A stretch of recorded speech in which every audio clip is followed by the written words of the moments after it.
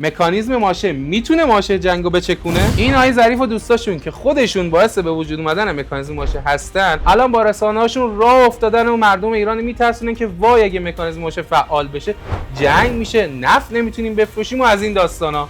اول این پستو لایک کن تا بریم ببینیم این دروغا که میگن راسته، مکانیزم ماشه فعال بشه جنگ میشه یا نه. ممکنه جنگ بشه، آره، اما نه به خاطر مکانیزم ماشه. مگه تو جنگ 12 روزه مکانیزم ماشه فعال شده بود؟ شنیدید میگن هر راست نشاید گفت؟ این آقایونم دارن راست میگن، اما نه همشو. آره، ایران وارد فصل 7 میشه، اما بند 41 که مربوط به موارد غیر نظامیه، اون بند 42 که اگه کشوری زیرش قرار بگیره ممکنه وارد جنگ بشه که ایران حتی نزدیکش هم نیست.